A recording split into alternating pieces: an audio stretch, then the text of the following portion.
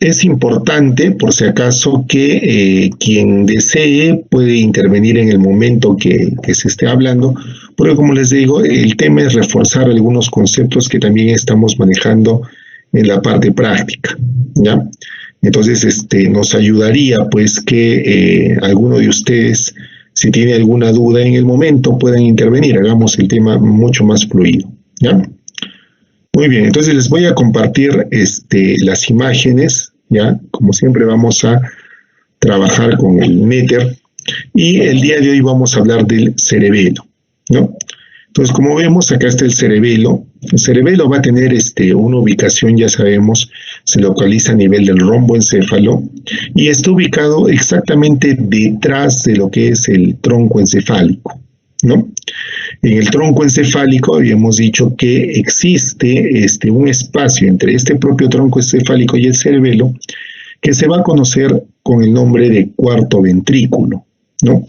En este cuarto ventrículo nosotros obviamente vamos a dar una base y la base básicamente está dada pues por el propio bulbo, por el propio tronco, ¿no?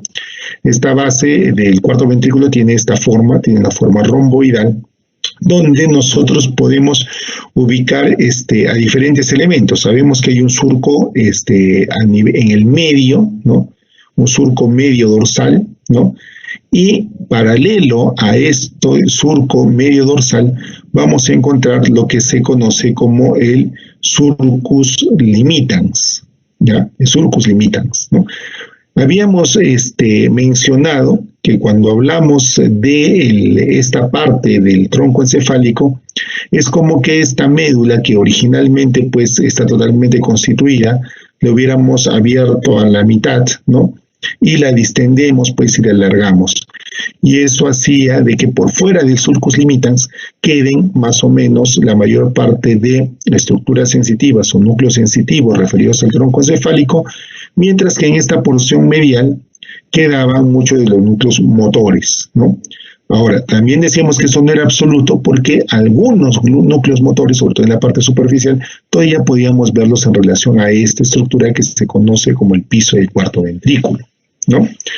Muy bien, en esta eminencia que se encontraba entre el surco dorsomedial y el surco limitans, encontramos unas eminencias, ¿no? Que se conocían como las eminencias de Teres, ¿no? Esas son las eminencias de Teres, ¿ya?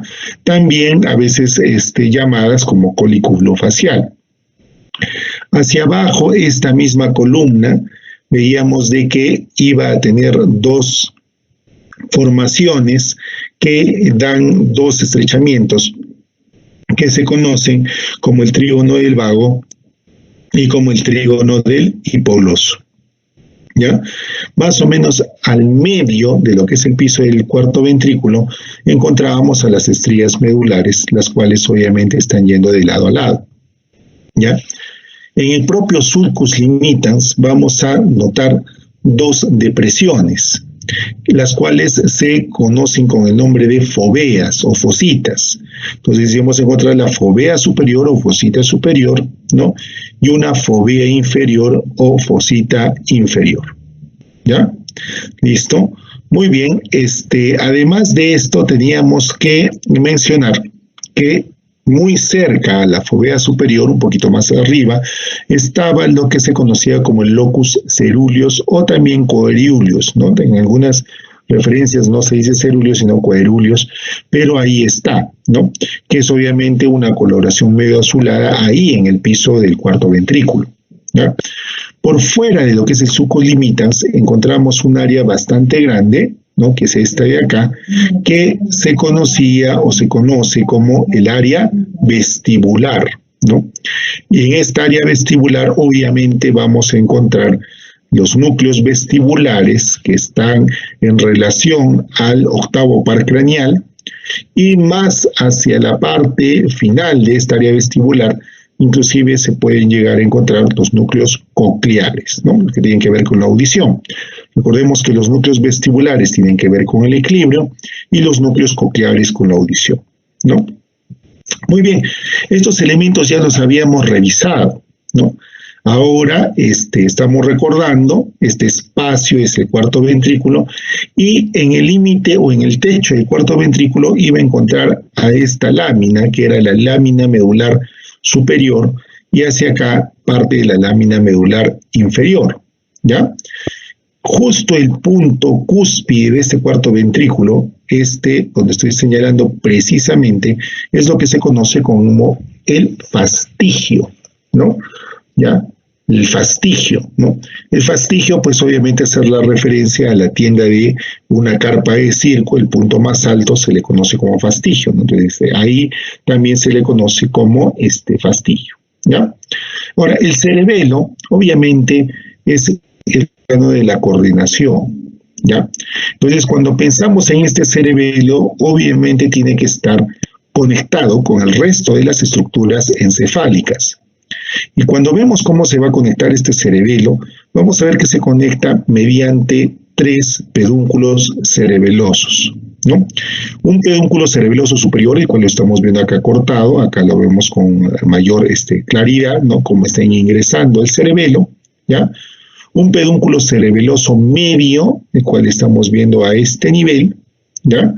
Y un pedúnculo cerebeloso inferior, el cual estamos viendo acá, que obviamente se continúa, ¿no?, con lo que habíamos conocido a nivel del tronco como el cuerpo rastiforme, ¿no? Inclusive muchas veces se utiliza como sinónimo pedúnculo cerebeloso inferior con cuerpo rastiforme, ¿ya? Entonces ahí vemos los pedúnculos cerebeloso superior, medio e inferior. Cada uno de estos pedúnculos cerebelosos juntando o comunicando al cerebelo con el resto de las estructuras que vamos a encontrar a nivel del encéfalo, ¿ya? Muy bien, entonces lo que hoy día vamos a revisar es el cerebelo, es esta estructura, este órgano que está acá o localizado en la parte posterior al tronco, y acordémonos que el propio cerebelo está ocupando un área bien importante que es la fosa craneal posterior. Está separada del resto de las estructuras encefálicas mediante el tentorio. Por encima del cerebelo está la tienda del cerebelo, lo cual hace y lo separa del resto, sobre todo del telencéfalo, ¿no? Entonces recordemos esa ubicación y sobre todo que la ubicación del cerebelo está en la fosa craneal posterior, lo cual, como vamos a ver después, va a tener una repercusión bien interesante, bien importante, cuando hablamos de la clínica, ¿no? Cuando hablamos de la clínica del cerebelo y en general de lo que es lo que vendría a ser el sistema nervioso, ¿no? Recordemos que los síndromes que van a afectar a la persona, tanto de tipo neurológico o como neuroquirúrgico, se dividen precisamente gracias a esta diferenciación en síndromes de la fosa craneal anterior, de la fosa craneal media y de la fosa craneal posterior, ¿ya? Entonces, esas fosas craneales, aquí las estamos viendo. Obviamente la fosa craneal anterior está relacionada obviamente con el lóbulo frontal, ¿no?, con las circunvoluciones supraorbitarias. La fosa craneal media está relacionada mucho con el lóbulo temporal, y como vemos acá está la fosa craneal posterior, la cual está separado o separa la estructura del cerebelo del resto de las estructuras encefálicas, sobre todo el telencéfalo, mediante esta meninge que vendría a ser lo que es la tienda del cerebelo, ¿no? Entonces, no olvidemos esto, ¿no? Entonces, cuando hablamos, por ejemplo, nosotros de trastornos que afectan a la fosa craneal posterior, nos vamos a dar cuenta que estas patologías fundamentalmente están alterando el cerebro y por ende clínicamente van a producir alteraciones a nivel del cerebelo, o sea, a nivel del equilibrio, a nivel de la coordinación, ¿no?, que claramente nos hacen ver o hablar de síndromes neurológicos de fosa posterior, ¿no? Muy bien, entonces hasta aquí hablamos de esa generalidad del cerebelo. Después lo que vamos a hacer es un repaso de parte de estas vías cerebelosas, ¿no? Para entender mejor y cuando hablemos del cerebelo dimensionarlo mejor, comprenderlo mucho mejor. Y finalmente vamos a hacer el reconocimiento in situ o anatómico de las estructuras de las cuales estamos hablando, ¿no? Entonces, les voy a proceder a compartir otra imagen, ¿no? Del cerebelo, donde ustedes van a poder ver esto de lo que estamos hablando, ¿no? Muy bien. Entonces, acá tenemos algunas generalidades del cerebelo, las cuales están en su libro. En su libro es muy importante, si ustedes ya están siguiendo el cerebelo, hemos adaptado este libro de la biografía que existe por una cosa bien sencilla. Uno es una bibliografía que está en la biblioteca virtual, entonces está al acceso de ustedes y de esa forma evitamos que ustedes estén en la angustia en medio de esta situación en que deberíamos aislarnos, estar tratando de encontrar la bibliografía, ¿no? Otro aspecto importante es que, si ustedes notan, el formato del libro es bastante esquemático, es bastante simple, o sea, va, como quien dice, directamente a los elementos fundamentales o principales que se espera que ustedes reconozcan de cada uno de los elementos que estamos revisando en la neuroanatomía, ¿ya? Entonces, las clases son mucho más profundas, son mucho más amplias. El libro que se adopta en este caso prácticamente es un resumen esquemático muy concreto sobre lo que se habla en clases teóricas. Entonces, nos ayuda mucho en precisar los elementos más importantes que revisamos a nivel de las clases teóricas, ¿ya? Por eso les invocamos siempre que lean su libro, además de que revisen las clases teóricas y que están atentos a la información que se les va a colgar, ¿ya? Porque esa información nos va a ayudar a todos, ¿no? Para poder mejorar en la consecución de sus conocimientos neuroanatómicos, que ya siempre les hemos repetido, sabemos que es un poco complejo, sabemos que es difícil, a todos en algún momento nos cuesta neuroanatomía. Yo me acuerdo cuando era alumno, pues lo que padecía en neuroanatomía, no tanto por la dificultad, honestamente con el tiempo me doy cuenta que no es tan difícil, sino el problema es la cantidad de información. En hablar de una vía no hablamos de 10 núcleos, ¿no? Hablamos de muchas integraciones de diferentes vías y eso es lo que lo hace complejo, ¿no? Porque en la comprensión estoy seguro que no es tan difícil, ¿no? Entonces, algunos elementos que tenemos que remarcar respecto al cerebelo, ¿no? Es obviamente remarcar sus funciones. O sea, ¿para qué me sirve el cerebelo? Entonces, sabemos que me sirve para el mantenimiento de la postura, ¿no? ¿Qué es la postura? Es la postura erguida que tiene el ser humano, ¿no? Para mantener esa postura erguida, obviamente el ser humano tiene que oponerse a la fuerza de la gravedad. Y obviamente este mantenimiento de postura va a tener mucha relación con el equilibrio. Ahora, este equilibrio, ¿no es cierto?, va a ser también mantenido en base a un input, a una entrada, que yo necesito para mantener el equilibrio. Obviamente necesito información de mis núcleos vestibulares, los cuales están recibiendo información desde los conductos semicirculares del eutrículo y del sacro para decirme qué posición yo tengo frente a esta gravedad y además qué posición tengo yo frente a los movimientos y la aceleración, ¿no? Entonces, obviamente ya me empiezo a dar cuenta de que el cerebelo va a echar mano a esta información para precisamente lograr esta función de mantenimiento de la postura y el equilibrio, ¿no? Otro aspecto muy importante que va a hacer el cerebelo es el mantenimiento del tono muscular, ¿no? Entonces, ¿qué quiere decir? Ya sabemos nosotros, ¿no?, que en el cuerpo humano, en la musculatura somática, en nuestro soma, está la musculatura estriada, y esta musculatura estriada está en un estado de semicontracción, ¿no?, que permite precisamente mantener el tono postural, mantener nuestra estructura corporal, etc., ¿no? Ahora, este tono muscular es un estado de semicontracción, o sea, todos nuestros músculos estriados no están ni totalmente contraídos ni totalmente relajados. Eso es lo que conocemos como tono muscular, ¿ya? ¿Listo? Entonces, ¿por qué el cerebelo tendrá que controlar este tono muscular? Bien sencillo, porque cuando nosotros realizamos el movimiento voluntario, recuerden que en un movimiento podemos encontrar dos tipos de estructuras. Por un lado están los músculos agonistas, los que van a favorecer ese movimiento voluntario, y los músculos antagonistas. El ejemplo más simple es el que siempre les presento. Por ejemplo, si es que quiero contraer el brazo, mi elemento principal para hacer la flexión en la articulación del codo va a ser el músculo braquial anterior. Pero el músculo agonista para la flexión de la articulación del codo sería en este caso el bíceps. El bíceps ayuda a la flexión del codo, ¿no? ¿Ya? ¿Y cuál sería el grupo antagonista? Los que se van a oponer a este músculo, al movimiento del músculo braquial anterior, obviamente va a ser el tríceps, ¿no? Entonces, ¿qué tiene que hacer el cerebelo en este juego? Pues, ¿no? Obviamente, cuando se hace y se realiza el movimiento por los músculos agonistas, ¿no es cierto?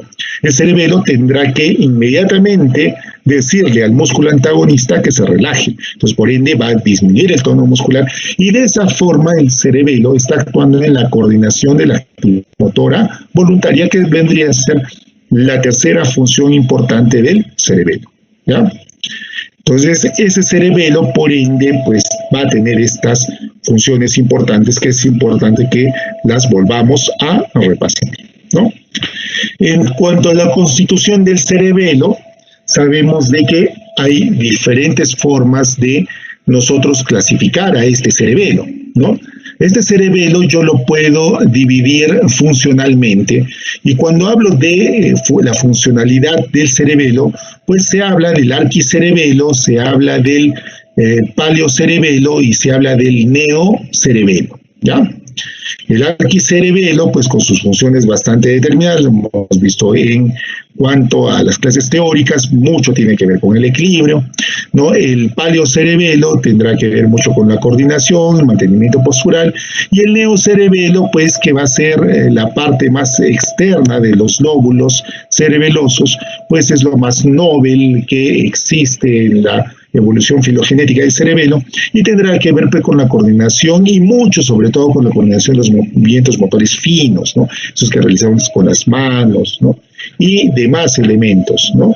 Entonces, así más o menos vamos dividiendo ese cerebelo. Ahora, anatómicamente sabemos que el cerebelo tiene un medio, el cual le vamos a llamar vérmix, y tiene hacia los dos lados los hemisferios cerebrales, ¿no? Los hemisferios cerebrales, ¿ya? Ahora también hablamos de que este cerebelo pues también tiene el nódulo flóculo nodular, que vendría a ser ese arquicerebelo, ¿no? El lóbulo anterior y la vermis cerebelosa, que se relacionan mucho con lo que es el paleocerebelo, y el lóbulo posterior, que se relaciona muchísimo con lo que es el neocerebelo. Anatómicamente estas estructuras las vamos a poder diferenciar una de otra. ¿Cómo así? En el cerebelo vamos a distinguir tres fisuras, ¿ya? En la cara superior, que es esta de acá, vamos a distinguir a la fisura primaria. Esa fisura primaria me va a separar, ¿no? Hacia la parte posterior, lo que va a ser parte del lóbulo posterior, y hacia la parte anterior de esta fisura primaria, lo que es el lóbulo anterior, ¿ya? ¿Listo? Ahora, en el medio del cerebelo, en su cara posterior, voy a encontrar una gran fisura horizontal. Y más allá, en la cara basal del cerebelo, ¿no? Voy a encontrar justo antes del lóbulo flóculo nodular la gran fisura posterior-externa que me separa pues, el arquicerebelo o lóbulo flóculo nodular de lo que es el lóbulo posterior, ¿no? Entonces, esas estructuras son muy importantes de reconocer, ¿no? La fisura primaria, la fisura horizontal y la fisura posterior-externa, ¿ya? Las cuales obviamente me van a ayudar para determinar esa funcionalidad del cerebelo. Algunos elementos importantes a nivel de la corteza cerebelosa, simplemente para recordar, porque esto obviamente no lo podemos reconocer en la macroscopía, sabemos que la corteza cerebelosa tiene tres capas bastante definidas. Una capa molecular donde se van a dar las sinapsis entre las diferentes neuronas que están a nivel del cerebelo. Una capa que está dada por las neuronas de Purkinje, que van a ser pues las que fundamentalmente se relacionan con estas actividades del cerebelo, pues, o sea, con sus funciones del cerebelo, y otra capa granulosa donde encontramos, pues, precisamente las células granulosas que están ayudando y facilitando las múltiples conexiones interneuronales que se van a encontrar a nivel del cerebelo, ¿no? También en clase teórica hemos revisado cómo funcionan estos circuitos, que son circuitos, pues, más o menos parecidos, pero que cada área del cerebelo va a estar destinada a una área concreta del soma del cuerpo, y de esta forma vamos a reconocer la funcionalidad del cerebelo, ¿ya? Muy bien, si continuamos con lo que es el cerebelo, pues ya sabemos que hay diferentes tipos de vías que van a llegar al cerebelo y que además van a salir del cerebelo, ¿no? Entonces, ¿cuáles van a ser las principales vías en relación al cerebelo? O sea, que conectan al cerebelo con una serie de formaciones encefálicas y además con el sistema nervioso central, ¿no? Entonces, una primera vía, que a recordar, importante, es la vía vestíbulo-cerebelosa, ¿no? Al decir vestíbulo ya estoy orientándome acerca de qué me diría esta vía, y ese es un tema muy importante para usted, sobre todo para que en el momento de las evaluaciones, en el momento del entendimiento, tengan que orientarse. Vestíbulo obviamente nos está hablando de los núcleos vestibulares, ¿no? Entonces es una vía aferente, evidentemente, que me está trayendo información desde el oído interno hasta el cerebelo. Entonces, obviamente, si me está alimentando el cerebelo de información aferente de los núcleos vestibulares, tendrá que ver con el mantenimiento de la postura y el equilibrio, ¿no? También, por si acaso, también recordemos de que hay una integración entre los movimientos oculares y el equilibrio, ¿no? Por ejemplo, cuando nosotros caemos o estamos a punto de caer o tropezamos, inmediatamente dirigimos la vista hacia el suelo para buscar un lugar donde podamos apoyar el pie o agarrarnos, ¿no es cierto? Entonces, esas integraciones también tienen que ver con esta vía vestíbulo-cerebelosa, ¿no? Entonces, ¿de dónde vendrá, pues, la vía vestíbulo-cerebelosa? ¿Con qué tipo de impulsos tendrá que ver? Obviamente, con los conductos semicirculares, ¿no?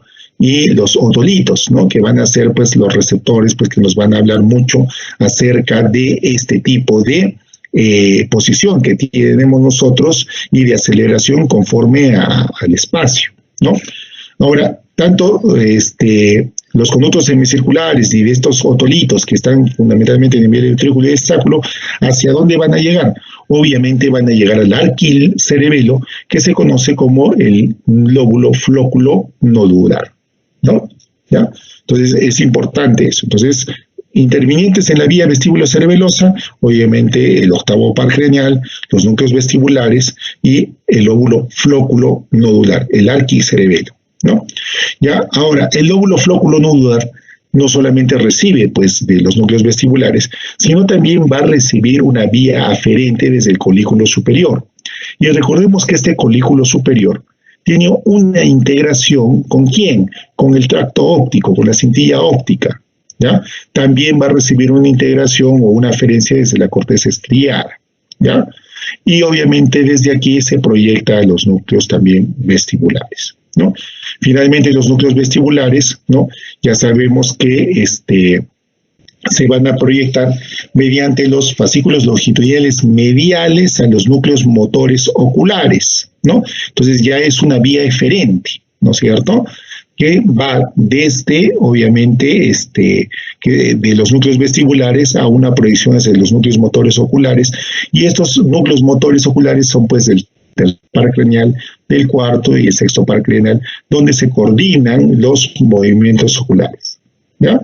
También estos núcleos vestibulares se proyectan por vía de los tractos vestíbulo-espinales, o sea, desde los núcleos vestibulares hacia la médula espinal.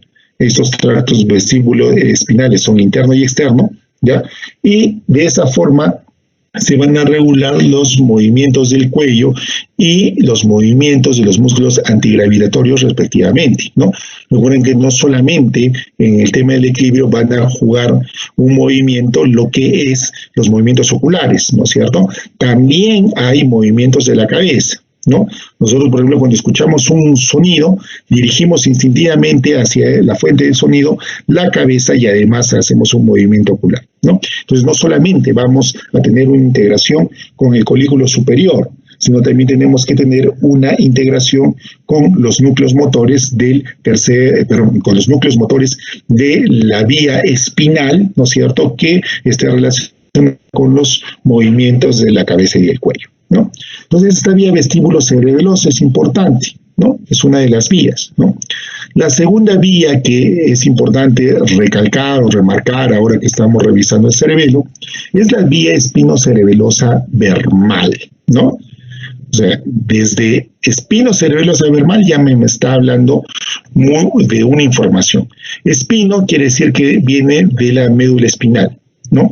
Cerebelo, que obviamente está viendo al cerebelo y al vérnix, ¿no? Esta vía espinocerebelosa vermal, ¿no?, tendrá una razón de ser. De alguna forma me está trayendo información que está ascendiendo probablemente por la médula espinal. Y la información que asciende por la médula espinal, ya lo hemos visto, eso cuando hemos visto médula espinal, obviamente la que tendrá razón de llegar al cerebelo será la información de la propiocepción inconsciente, ¿no? Entonces, cuando hablamos de esta vía espinocerebelosa vermal, nos estaremos refiriendo a la propiocepción inconsciente que precisamente va a llegar al cerebelo, ¿no? Entonces, esta vía, ¿para qué nos servirá? Obviamente nos sirve para mantener el tono muscular, nos sirve para mantener la postura, ¿no? Sobre todo relacionado con los músculos que vamos a encontrar a nivel del axis. ¿Cuál es el axis del cuerpo? Obviamente el tronco, ¿no? Entonces los músculos del dorso, ¿no? Y obviamente los músculos que están proximales a las extremidades, ¿no? Tanto de la cintura pelviana como de la cintura escapular, ¿no? Ahora, ¿qué elementos intervenirán pues en esta vía? Obviamente el vermis cerebeloso, ¿no? Y ese vermis cerebeloso, que es lo que en mucho hemos revisado y conocido como el paleocerebelo, ¿no es cierto?, va a recibir impulsos o eferencias desde la médula espinal, ¿no?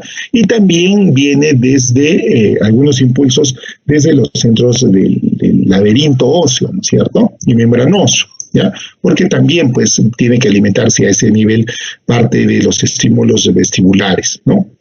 ¿Y hacia dónde se van a proyectar? Se van a proyectar al núcleo fastigial, que va a ser de alguna forma por donde se proyecta, por donde salen las eferencias desde el vermis cerebeloso, ¿no? ¿Ya? Entonces, aquí estamos viendo un esquema, ¿no?, donde vemos pues parte de estas principales conexiones cerebelosas, ¿no?, cómo este cerebelo se va a integrar con el resto de las estructuras encefálicas, ¿no? ¿Ya? Entonces ya sabemos de que dentro de estas conexiones encontraremos tanto vías aferentes como vías de tipo eferente, ¿no? O sea, vías de entrada y vías de salida, ¿ya?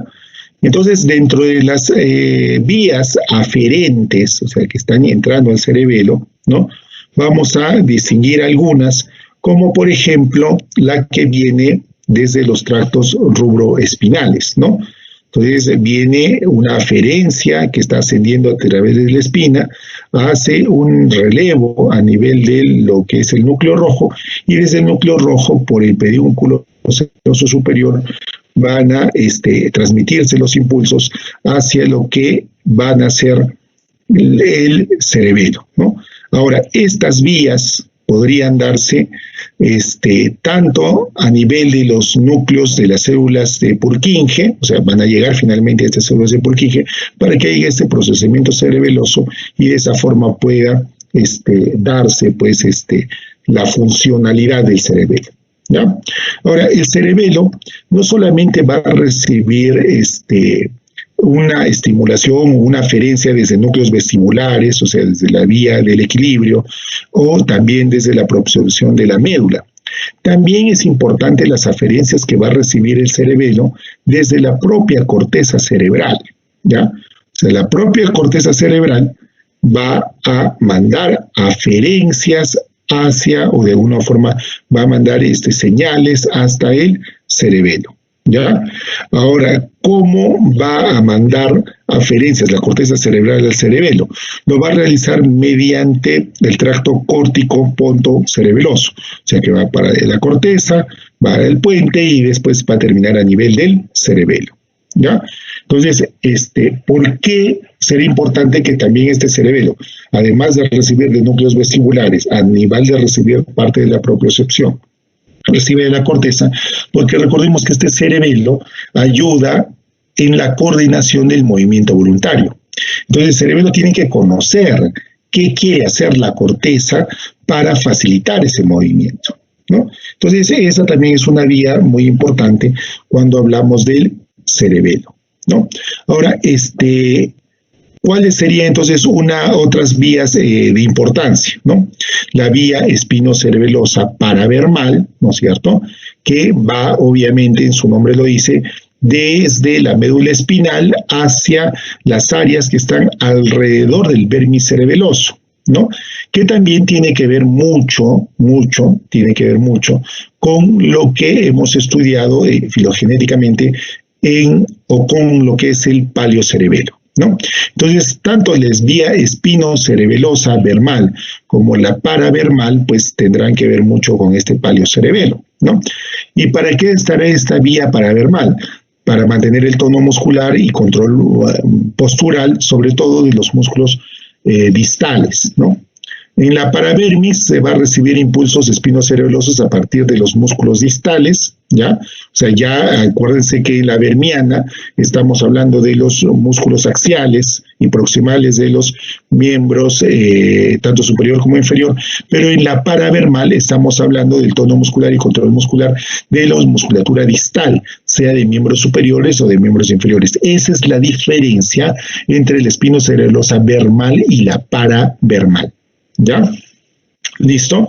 Entonces, en la paravermis vamos a reconocer esos impulsos que vienen desde la musculatura distal de miembro superior e inferior y se va a proyectar hacia los núcleos interpósitos, ¿no? Ahora, los núcleos interpósitos van a ser el núcleo emboliforme y el núcleo globoso, ¿no? Entonces, el vermis se proyecta el vestigio. Las vías espinoparalelosas paravermales se van a proyectar hacia el emboliforme y hacia el globoso, ¿ya? Entonces, estos núcleos a su vez se proyectan ¿hacia dónde? ¿No? El núcleo anterior externo se proyecta al área de la circunvalación precentral correspondiente a las extremidades de la circunvalación precentral. Recordemos que esta circunvalación precentral es la que nosotros hemos visto donde está radicando, ¿no es cierto?, el homúnculus motor, el área motora primaria, ¿no? Entonces es muy importante esta relación, ¿no? Ahora, otra proyección también de estos núcleos emboliformes y globosos es hacia el núcleo rojo, ¿no? Donde estaría el tracto rubroespinal, ¿no? Que obviamente participa en el control sobre los músculos distales, ¿no es cierto? ¿Ya? Por eso es también esta vía espinocerebelosa paravermal bastante importante, ¿no? Otra vía importante cuando hablamos nosotros del cerebelo va a ser la vía cerebelosa hemisférica externa, ¿ya? Entonces, aquí un tema muy interesante, hemisférica. Entonces ya estamos hablando de corteza, ¿no? Entonces, esta vía será una vía de entrada al cerebelo que le hablará al cerebelo sobre cuál es la planeación que tiene la corteza respecto del movimiento, ¿no? A esta vía cerebelosa hemisférica externa también se le va a conocer como neocerebelosa o también pontocerebelosa o corticopontocerebelosa, ¿no es cierto? ¿Ya? ¿Qué hace esta vía? Regula obviamente el inicio, la planificación y la cronología de la actividad motora voluntaria, ¿no? Como les había comentado, la corteza tiene que decirle al cerebelo qué quiere hacer para que el cerebelo prepare ese movimiento voluntario, ¿ya? Muy bien. Entonces, ¿quiénes intervienen? Pues obviamente desde el hemisferio, ¿no? Cerebeloso, vamos a ver que recibe impulsos provenientes desde la corteza motora y sensitiva contralateral, ¿ya? Entonces es importante esto, ¿no? Por un lado, le llega la corteza motora, del mismo lado, y por otro lado, le llega información sensitiva, pero del lado contrario, ¿no? ¿Por qué vía le va a llegar? Por el tracto córtico pontocerebeloso, la que llega desde la corteza, ¿no? Y se va a proyectar hacia los axones de Purkinje y al núcleo dentado, ¿ya? Ahora, otro elemento importante es el núcleo dentado, ¿no? Quiere decir que esta vía hemisferia cerebelosa, o sea, la parte más externa de los hemisferios cerebelosos, recuerden que les hemos revisado cuando hemos hablado del neocerebelo, ¿no? Y este neocerebelo fundamentalmente se va a proyectar al núcleo dentado. Entonces vamos encontrando cierto orden, ¿no es cierto? ¿No? Donde hablábamos del vermis, el paravermis, que se relaciona mucho con los núcleos emboliforme globoso, ¿no es cierto? Cuando hablábamos del tema del lóbulo flóculo nodular, hablábamos de que se proyecta fundamentalmente desde los impulsos visuales del colículo superior y la corteza estriada, ¿no es cierto? Y ahora estamos hablando de hemisferio cerebeloso que pues tiene otra forma de proyectarse a través del núcleo dentado, ¿no? Entonces cuando hablamos de esos núcleos que están en el cerebelo, pues se van a relacionar con cada una de estas vías, ¿ya? Muy bien, entonces además este núcleo dentado, que sería la forma de salida desde los impulsos que se originan a nivel de las porciones más laterales de los hemisferios cerebelosos, estos van a tener salidas o comunicaciones con quién, ¿no? Se van a proyectar tanto al tálamo como al núcleo olivar inferior y lo van a hacer por vía del núcleo rojo, ¿no? Y desde el núcleo rojo al tracto olivar inferior, ¿no? Y del núcleo olivar inferior se van a proyectar también al cerebelo por vía del pedúnculo cerebeloso inferior o contralateral, ¿no? Ahora, también hay la vía del núcleo anteroexterno, ¿no? Donde vamos a ver que este núcleo anteroexterno, ¿no es cierto?, se va a proyectar tanto a la corteza motora 4 y a la premotora, que es el área 6, ¿no? Esto más tiene que ver con la planificación del movimiento. Cuando hablamos de la corteza motora, recordemos que hablamos de la corteza motora primaria, que es la circunvolución precentral, y la que está antes de la circunvolución precentral en el lóbulo frontal va a ser el área premotora. Las áreas premotoras, las áreas de planeación motora, ¿ya?, o áreas motoras secundarias, ¿no?, tienen que ver con la planeación del movimiento, mientras que el área motora primaria, que es la circunvolución precentral del lóbulo frontal, es la que tiene que ver con la ejecución del movimiento. Entonces hay que ver pues que tendrá que ver y llegar estas vías a esos diferentes núcleos, ¿no? Muy bien, entonces con esto ya acabamos de revisar esa funcionalidad del cerebelo, ¿no? Ya hemos visto que es importante entonces determinar las áreas a nivel del cerebelo, y haciendo esta revisión o este resumen que habíamos tratado en la parte teórica, ya podemos empezar a diferenciar y esta vez a entender lo que vamos a ver a nivel del cerebelo, ¿no? Entonces, ahora regresamos a nuestro atlas, donde revisamos pues estas proyecciones del cerebelo, ¿ya? Muy bien.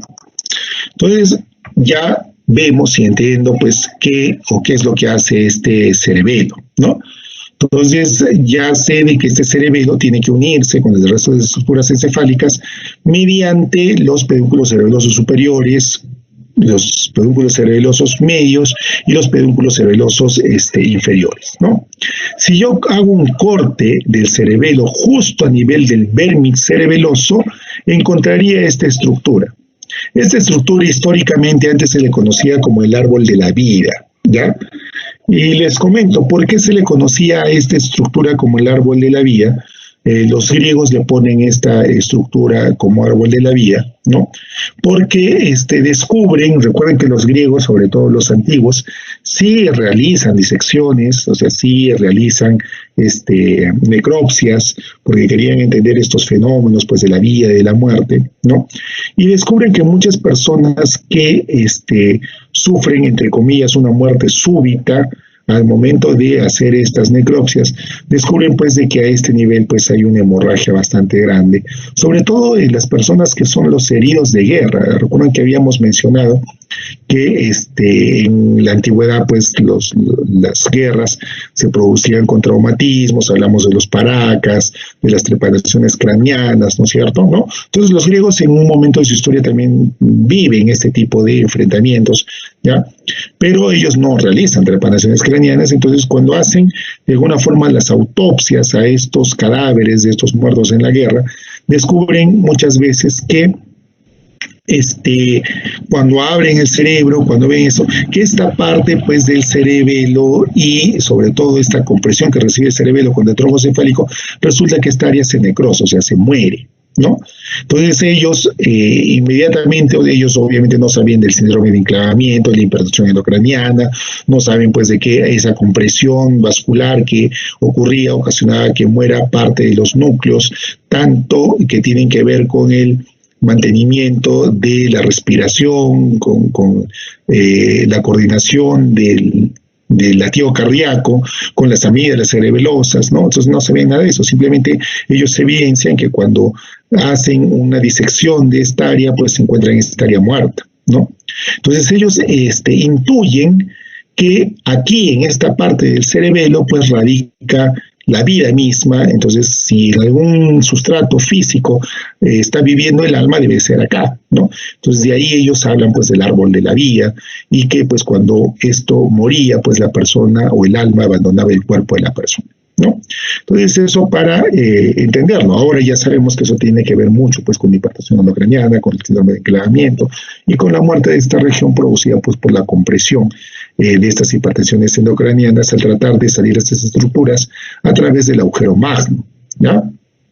Muy bien, entonces ahora ya cortamos un cerebelo. Si veríamos el medio del cerebelo, hablamos de lo que es el vermis cerebeloso.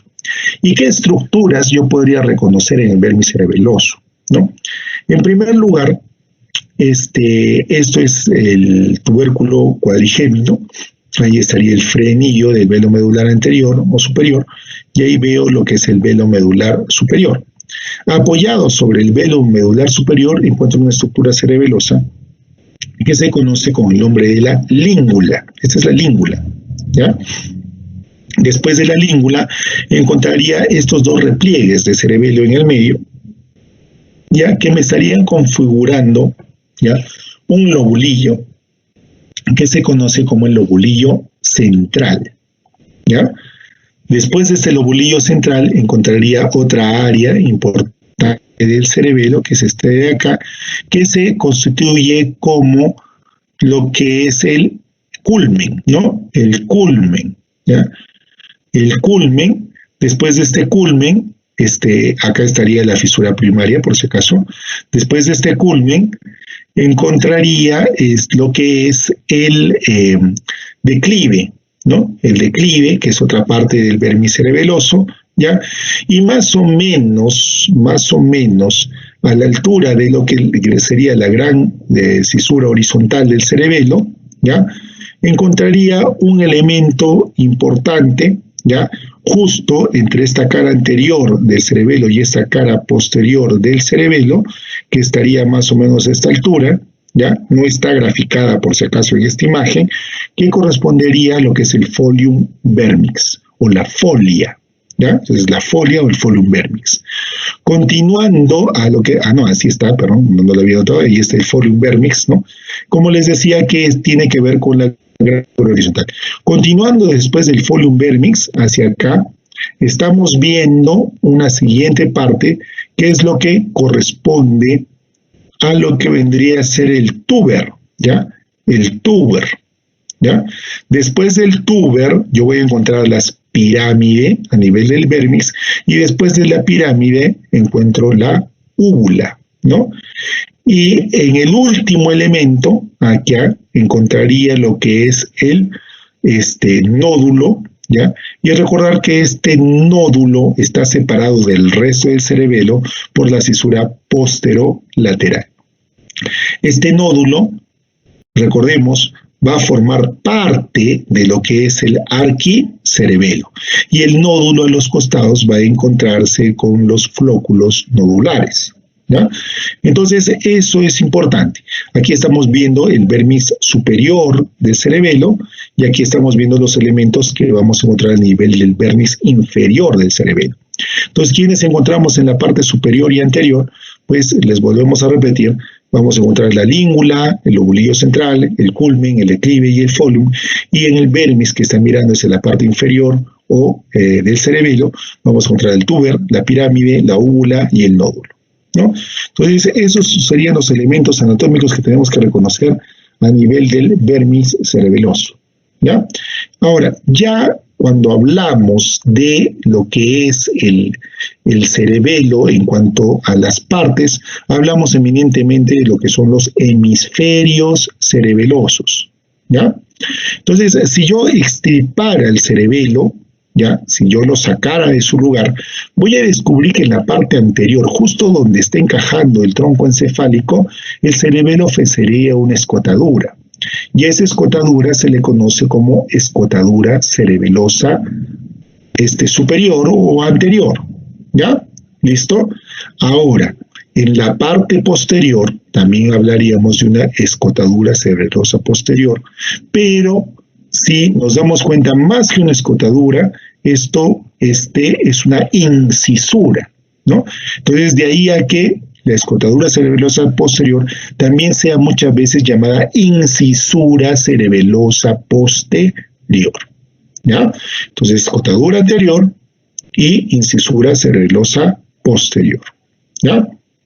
Ahora, un aspecto importante que podemos notar es que obviamente lo que es el vermis cerebeloso se va a corresponder con las áreas del hemisferio cerebeloso, ¿no? O sea, por un lado tenemos el vermis cerebeloso y por el otro lado tenemos los hemisferios cerebelosos y hay una correspondencia entre porciones del hemisferio cerebeloso con el vermis cerebeloso, ¿ya? ¿Listo? Muy bien. Entonces habíamos dicho, ¿no?, que para empezar estaba la fisura primaria. La fisura primaria me separaba, ¿no?, lo que era el lóbulo anterior del cerebelo, lo que es el lóbulo posterior, ¿no?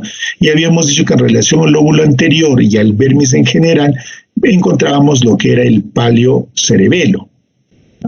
En el lóbulo posterior, básicamente, encontrábamos lo que era el neocerebelo y la fisura posterolateral, la fisura que es esta, me separaba el arquicerebelo de lo que es el neocerebelo, ¿ya? Entonces, ¿qué elemento se va a corresponder con lo que es el culmen a nivel del cerebelo, ¿no? Al costado del culmen voy a encontrar lo que corresponder con lo que es el culmen a nivel del cerebelo, ¿no? Al costado del culmen voy a encontrar lo que son los lobulillos cuadrangulares, ¿ya? Los lobulillos cuadrangulares, ¿ya? También, por si acaso, estos lobulillos cuadrangulares reciben el nombre de los lobulillos anteriores, ¿ya? Lobulillos cuadrangulares también se les conoce como lobulillos anteriores, ¿ya? ¿Listo? Ahora, hacia acá encuentro la fisura, como les decía, la fisura primaria, ¿ya? Y hacia atrás de la fisura primaria, ¿ya?, vamos a encontrar lo que corresponde al lobulillo simple, ¿ya? Tiene esa nomenclatura, lobulillo simple, y que obviamente se va a hacer un paralelo con lo que es el declive, ¿ya? Solo que aquí ya estamos hablando de parte de este lobulillo posterior, ya no anterior, sino parte del lobulillo posterior, ¿ya? ¿Listo? Entonces aquí vamos a ver ese lobulillo simple. Hay una fisura posterior-superior, ¿no es cierto?, ¿ya?, que no es importante, sino simplemente me está dividiendo, ¿ya?, el lobulillo simple de lo que es el lobulillo semilunar superior o posterior-superior, ¿ya? ¿Por qué? Porque después va a venir esta fisura, que es la gran fisura horizontal, y me va a separar esta gran fisura horizontal del lobulillo semilunar posterior superior del lobulillo semilunar posterior inferior, que estaría por debajo de la gran fisura horizontal, ¿no es cierto? ¿no? Entonces acá está la gran fisura horizontal, esto sería parte del lobulillo semilunar posterior superior, y aquí estaría viendo el lobulillo semilunar posterior inferior, ¿no? Entonces repasando, lobulillo cuadrangular o lobulillo anterior se relaciona con el culme. Viene después la gran fisura primaria, que separa el lobulillo anterior del lobulillo posterior, ¿no? El lobulillo posterior, lo que es el declive a nivel de lo que es el vermis cerebeloso, se va a relacionar con el lobulillo simple, ¿no? Después, entre el lobulillo simple y lo que es el lobulillo semilunar superior o posterior superior, voy a encontrar lo que es la fisura postero superior, ¿no? Entonces, entre la fisura postero superior y la gran fisura horizontal, encuentro el lobulillo semilunar postero superior.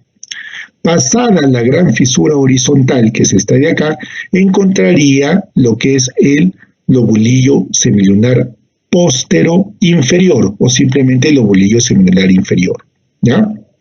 Entonces, hasta ese nivel vamos a encontrar esas estructuras. Ahora, el lobulillo semilunar postero superior, que es este de acá, ¿ya? Es el que se va a relacionar con el folium vermix, ¿no? Que habíamos dicho que es el elemento más extremo, ¿ya? De lo que es la cara superior del vermis cerebeloso. E inmediatamente detrás del folium vermis ya encontraría esa fisura horizontal. Por eso es que también el folium vermis se va a relacionar con la gran fisura horizontal, ¿ya? Entonces, aquí, ¿qué estamos viendo? Aquí estamos viendo la cara inferior del cerebelo. ¿Y qué estructuras voy a encontrar? ¿No? Después de lo que es la gran fisura horizontal, habíamos reconocido ya lo que era el lobulillo semilunar posterior inferior o simplemente inferior, ¿ya? El primer elemento que encuentro en la cara inferior del vermix va a ser el tuber, ¿ya? El tuber. Y después del tuber voy a encontrar a lo que es la pirámide, ¿no?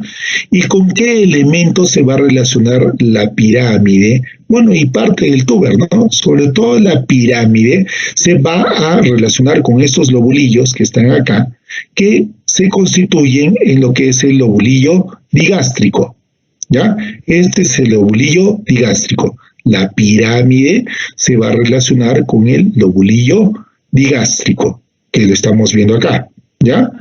Después de la pirámide va a continuar lo que es la úvula, esta región del vermis cerebeloso, ¿no? Y la úvula se va a relacionar con las amígdalas cerebelosas, esas amígdalas que habíamos dicho que son muy importantes en el síndrome de enclavamiento, en la hipertensión endocraniana, porque estas son las estructuras cerebelosas que van a tratar de salir también por el agujero magno y se va a comprimir contra el tronco encefálico, ¿no? Entonces aquí estamos viendo las amígdalas cerebelosas, ¿no? Más adelante de la úvula, aquí, ya encontraría esta gran fisura posterolateral, ¿no? Que me separa en el vermis lo que es el nódulo, y el nódulo cerebeloso se va a relacionar a su vez con lo que son los flóculos, ¿no? Los flóculos, y recordar que estos flóculos, ¿no? Me forman en común lo que es el lobulillo flóculo nodular, y esto es lo que conocemos como el arquicerebelo, ¿no? El arquicerebelo, ¿ya? Que ya habíamos visto, se relaciona mucho con los núcleos vestibulares, ¿ya? ¿Listo? Entonces, como vemos, este cerebelo está aquí presente. Acabamos de reconocer los elementos del cerebelo, tanto los que están a nivel de los hemisferios cerebelosos como del vermis cerebeloso. ¿Qué nos falta encontrar? ¿Dónde están pues los famosos núcleos que hemos visto, ¿no es cierto? Los núcleos fastigiales, globoso, dentado y emboliforme, ¿no? ¿Ya? Entonces, miren, hacia la porción interna, justo en el medio, estarían los núcleos fastigiales, ¿no es cierto? Los cuales hemos visto porque tienen que ver mucho, por ejemplo, con el arquicerebelo, ¿no? Después encontramos los núcleos globoso, dentado y emboliforme, ¿no? ¿Ya? Entonces, miren, hacia la porción interna, justo en el medio, estarían los núcleos fastigiales, ¿no es cierto? Los cuales hemos visto porque tienen que ver mucho, por ejemplo, con el arquicerebelo, ¿no? Después encontramos los núcleos globoso, globoso y al costado del núcleo emboliforme. Globoso y emboliforme que hemos visto que tienen que ver mucho con el vermicerebeloso y que tienen que ver obviamente mucho con lo que es el paleocerebelo.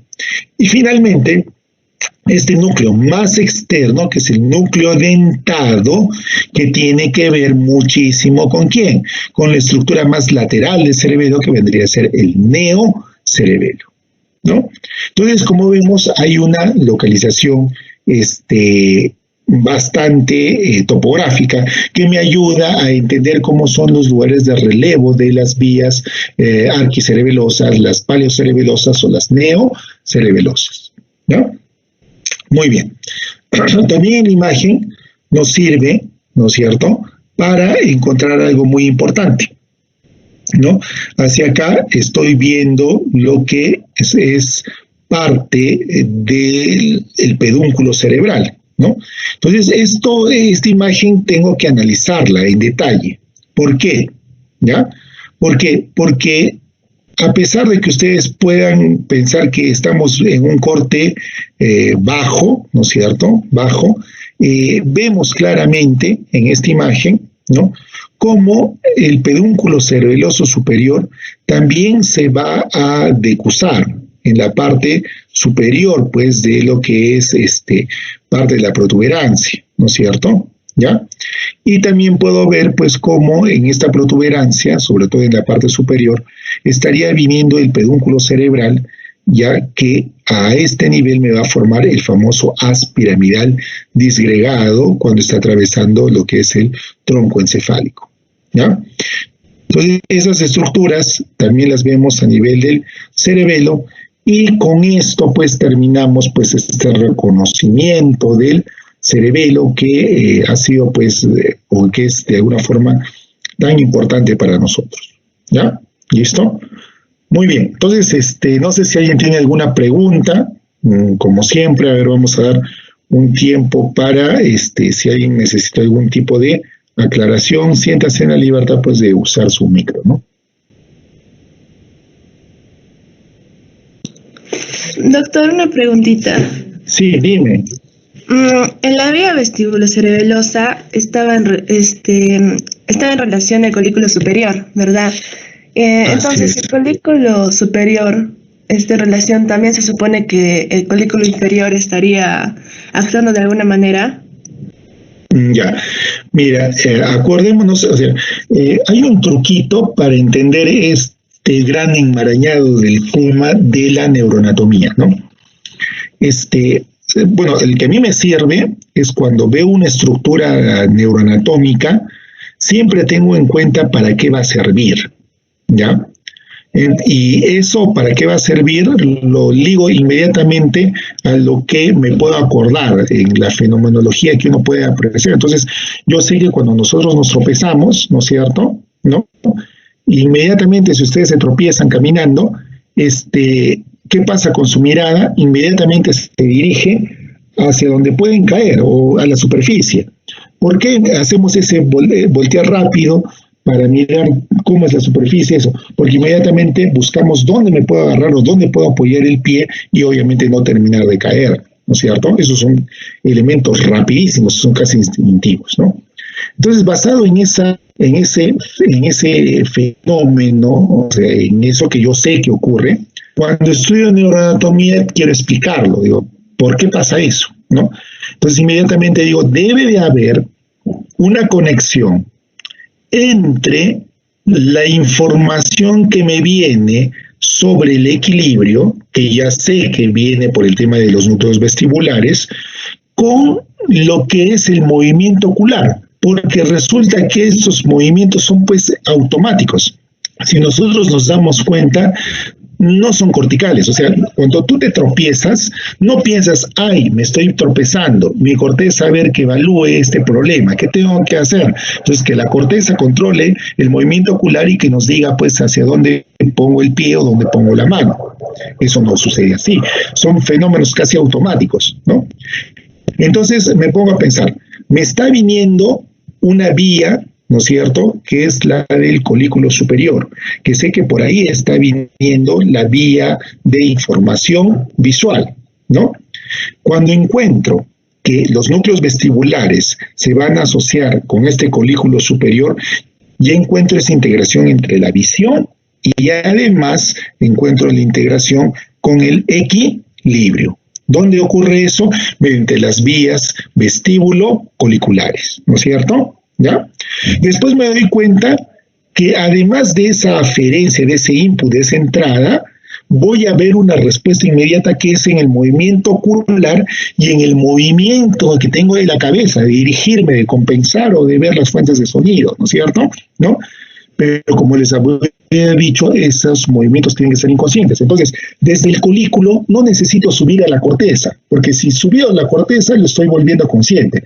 Desde el propio colículo me dirijo inmediatamente hacia dónde, hacia los núcleos motores del tronco encefálico, que justo los estamos viendo acá, que tienen que ver con quién, con el movimiento ocular. ¿Y cuáles serán esos núcleos? Será el núcleo del cuarto par craneal, del tercer par craneal, del sexto par craneal, ¿no es cierto? ¿No? Entonces, desde el colículo inmediatamente me dirijo hacia esos núcleos. ¿Y hacia dónde también me voy a dirigir? Me voy a dirigir hacia los núcleos espinales, por eso hay una vía vestíbulo espinal, ¿no? Que van a encargarse de los movimientos del cuello y de la cabeza, ¿ya? Entonces, por eso es que estos movimientos son reflejos, no son conscientes, ¿ya? Entonces, por eso existe esta integración de esta vía, ¿no? Entonces, de esa forma, como lo que yo te estoy explicando, a mí particularmente, yo sé que cada persona tiene un estilo de aprender, ¿no? Y obviamente ustedes están buscando su propio estilo de entender también la neuroanatomía, porque es un desafío, ¿no? A mí me sirve mucho ver la fenomenología, o sea, lo que pasa, y meditar después, pero ¿por qué ocurre, no? Entonces, de esa forma, la memoria me da para entender todos los procesos que están yendo, o sea, lo describo, más que me lo aprendo de memoria, porque tengo la plena seguridad y que ustedes probablemente lo están sufriendo en este momento, pues es muy difícil tratar de memorizarte todas las vías que estamos viendo. En estas pocas semanas estamos viendo cerca de unas 200 vías diferentes, cada una con su relevo, con su integración, con su función, ¿no? Entonces, por eso existe integración, que es lo que preguntas, entre la vía visual y lo que es la vía vestibular. Ahora, concretamente tú decías, doctor, pero además de esta integración con el equilibrio, también hay una integración con la audición. Es cierto. Y exactamente lo que estamos explicando para los núcleos vestibulares, pasa lo mismo con vías que vienen desde los núcleos cocleares. Son los núcleos cocleares los que tienen que ver con la audición. Les había comentado, cuando escucho un ruido, ¿no?, lejano, inmediatamente tenemos el reflejo de voltear hacia la fuente de ese ruido, ¿ya? Y también dirigir la vista hacia la fuente del ruido, ¿no? Entonces, tal igual como pasa con la vía vestibular, también pasará con estos núcleos cocleares que tienen que ver con audición, ¿ya? ¿Listo? Muy bien. ¿Alguna otra pregunta?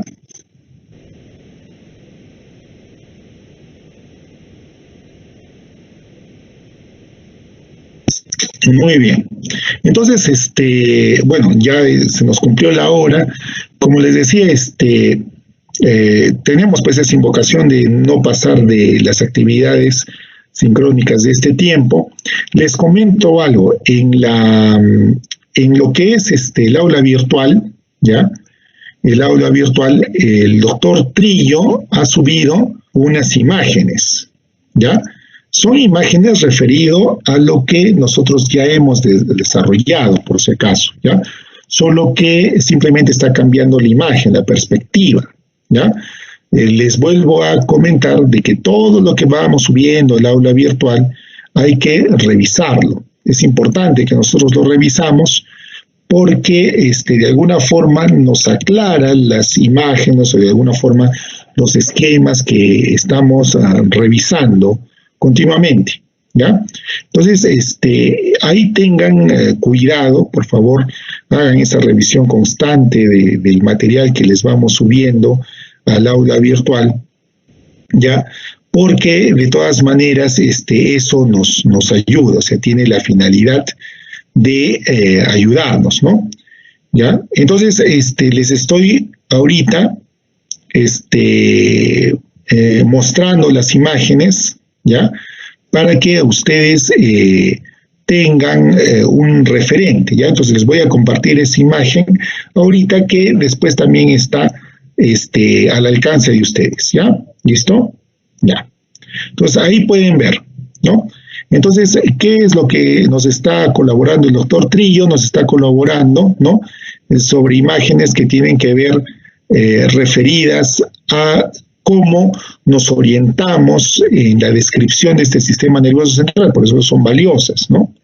Entonces, recordar que cuando nosotros hablamos del sistema nervioso central, hablamos de unos tipos de proyección, ¿no? Hacia arriba puedo utilizar la terminología superior, parietal o arriba, ¿no? También, bueno, acá faltaría lo que yo a veces utilizo, que es la proyección craneal, o sea, más hacia arriba, ¿no?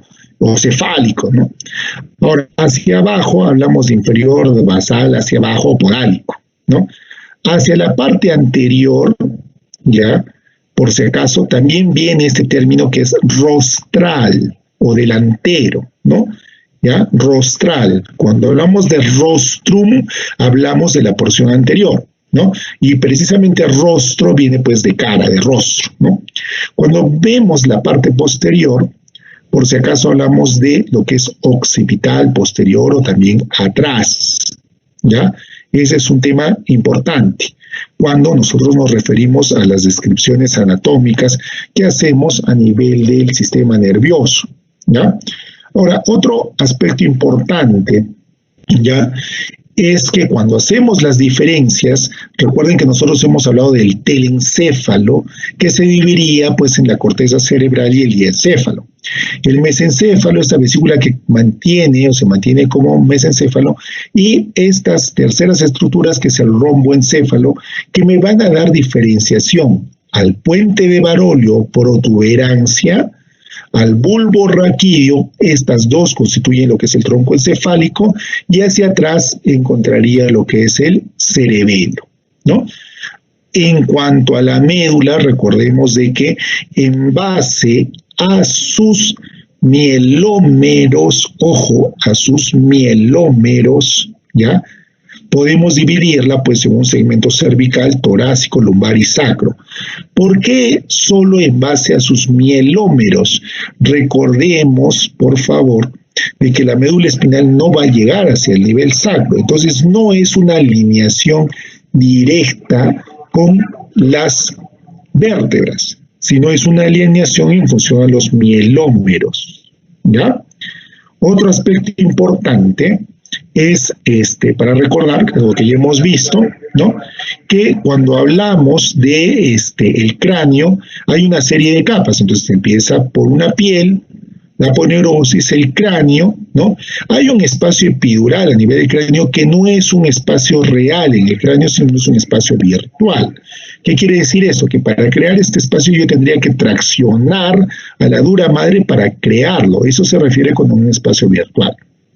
Después de eso nos viene lo que es la dura madre, la cual, por si acaso, tiene dos capas. Una capa periósea, ¿no? Periósea, o sea, obviamente su nombre lo está diciendo, similar al periósteo, pero interno, ¿no es cierto? Y una capa meningia, ¿ya? Después de esta dura madre, ¿no?, vendría lo que se conoce como el espacio subdural, ¿ya?, que está obviamente debajo de la dura madre, por eso subdural. De ahí vendría el aracnoides. El aracnoides sabemos que emite prolongaciones hacia la pía madre, y justo debajo del aracnoides encontraría el espacio subaracnoideo, donde encuentro el líquido cefalorraquídeo.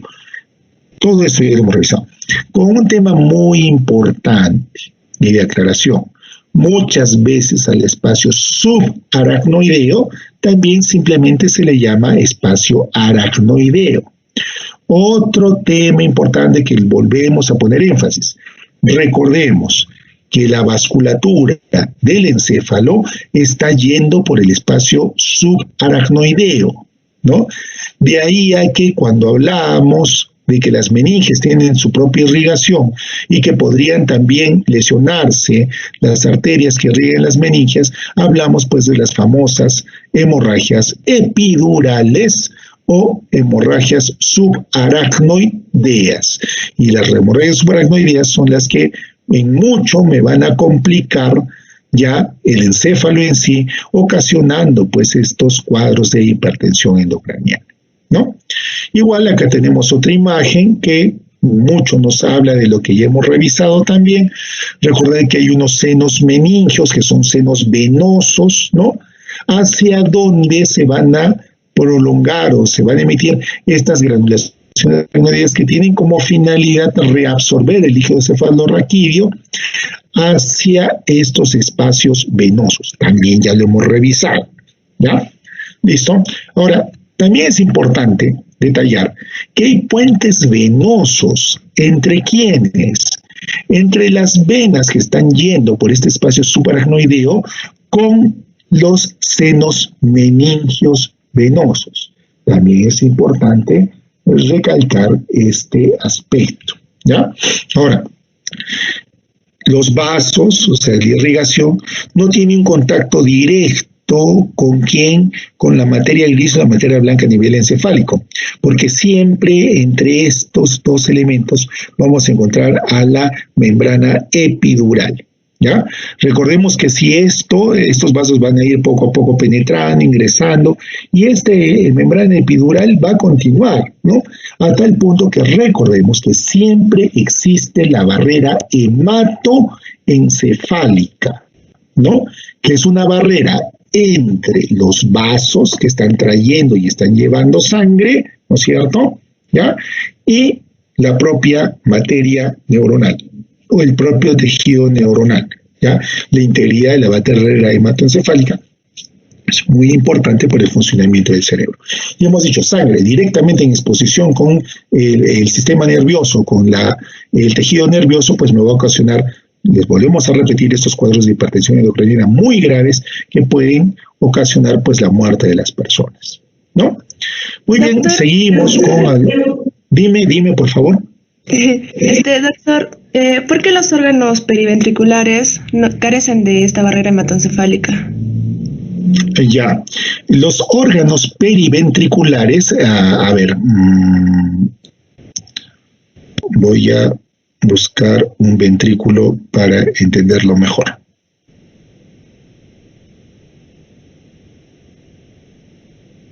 Ya, acá, ¿no?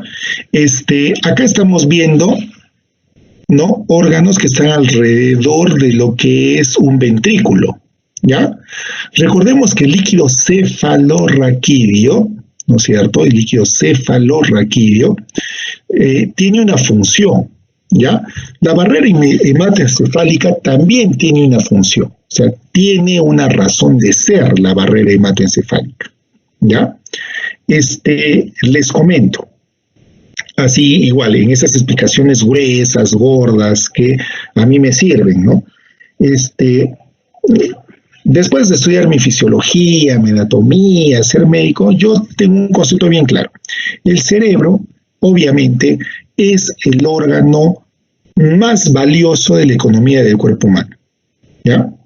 Entonces, eso hace que el cerebro tenga algunos privilegios frente a los demás elementos o órganos, ¿no?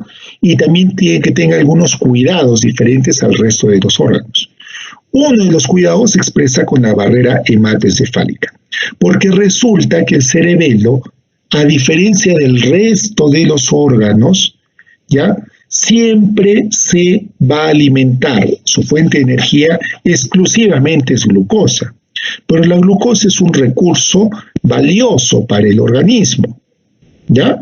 Entonces, aunque no lo crean, todo el sistema endocrino que tiene que ver con la insulina, con el glucagón, está funcionando ¿para qué? Para privilegiar al cerebro que frente a la poca ingesta de azúcares, sea el cerebro o el poco azúcar que existe o que está quedando, sea el cerebro el que lo mantenga o el que haga uso de esa poco glucosa que está quedando, ¿ya? Lo mismo para el caso de elementos que podrían ser nocivos, como por ejemplo los cuerpos nitrogenados. También yo tengo que preservar ese cerebro de parte de la acción tóxica de estos cuerpos nitrogenados. Frente a algún tipo de grasas, ¿no? O sea, el cerebro yo lo tengo que, de alguna forma, proteger. ¿Cómo lo protejo? Mediante la barrera hematoencefálica, ¿ya? ¿Listo? Entonces, en grosso modo, para eso me sirve la barrera hematoencefálica, porque, entre comillas, lo más especial, lo más refinado, lo más valioso es lo que usa el cerebro. El resto de tejidos no, tienen un acondicionamiento que podemos utilizar cualquier fuente de energía, grasas, quemar proteínas, no. En cambio, el cerebro, por ejemplo, solamente va a utilizar eso. De ahí que veamos alteraciones o no más que alteraciones, digamos, características propias de esta barrera hematoencefálica, como por ejemplo en la expresión de los receptores GLUT, que son los que atrapan la glucosa y la van a meter dentro de la célula, ¿ya? ¿Listo? Entonces, ahora, ¿por qué? Porque obviamente, pues, nosotros tenemos un sistema de vida neurocéntrico, o sea, es el sistema nervioso el que está coordinando toda la homeostasis del organismo, no solamente nos permite pensar, ¿no? De ahí a algunas cosas o alcances que habíamos hablado nosotros antes. Es una absoluta mentira cuando alguien escucha por ahí y dice, no, el ser humano solamente utiliza el 15%, el 20% de su cerebro, que eso es una estupidez máxima. Nosotros utilizamos el 100% de nuestro cerebro, no utilizamos solo el 15%. Lo que pasa es de que hay una área y un porcentaje del cerebro que lo utilizamos para el juicio y la razón, eso es cierto. Pero el resto del cerebro no está por las puras, no simplemente está ahí vegetando, no está controlando funciones inconscientes, está controlando funciones autonómicas, está regulando, está coordinando, está viendo las vías extrapiramidales, está viendo las vías autonómicas, está respondiendo a estímulos inconscientes, ¿no? Entonces, todo nuestro cerebro funciona. O sea, esas personas dicen, mi cerebro solo funciona. O sea, realmente eso es una desinformación. Ahora, de repente la expresión correcta, si alguien quiere argumentar hacia los juicios lógicos de razón del cerebro, sería, en tal caso, para graficarlo de una forma más adecuada, ¿qué sería si la totalidad de nuestras neuronas las utilizamos para realizar juicios lógicos de cálculo? Pues obviamente ahí sí tengo una expresión, o sea, el cerebro sería una supercomputadora muy difícil de igualar físicamente por ningún invento del ser humano, ¿no? Si todas mis neuronas las utilizo para el cálculo matemático, pues sería pues los resultados impresionantes, ¿no? ¿Ya? Pero, por favor, nosotros como médicos no podemos andar repitiendo estupideces que se escuchan por ahí en el medio, ¿no? El ser humano solo utiliza tal porcentaje. Bueno, algunos seres humanos de repente utilizan ese porcentaje de neuronas, pero los normales utilizamos todo nuestro cerebro, ¿no? Recuerden que hay una ley natural, ¿no? Que es que órgano que no se utiliza regresiona y degenera. Entonces, ¿por qué cada vez el cerebro humano va siendo más grande, más amplio, va creciendo? O sea, se ha demostrado que nuestro cerebro sigue creciendo, ¿no? O sea, nosotros seguimos evolucionando, ¿ya? Eso se produce, pues, precisamente porque el cerebro sí se usa, no es que no se use, ¿ya? Ahora, ¿por qué a nivel de los órganos paraventriculares, o sea, estos órganos que están alrededor de los ventrículos, no hay barrera hematoencefálica, ¿no? Porque obviamente estos órganos son bañados directamente por el líquido cefalorraquídeo.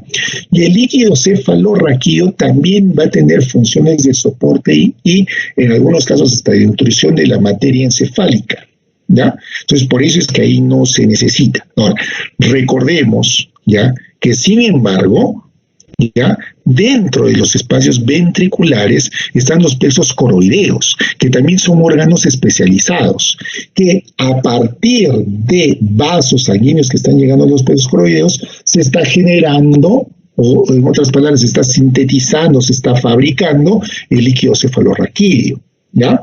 Entonces, por eso, esa es la razón por la cual no hay barrera hematoencefálica en esos órganos periventriculares, ¿no? Porque hay una sustitución y no llega el vaso directamente, sino está llegando el líquido cefalorraquídeo a dar ese soporte hacia el sistema nervioso central. ¿Ya? ¿Alguna otra pregunta?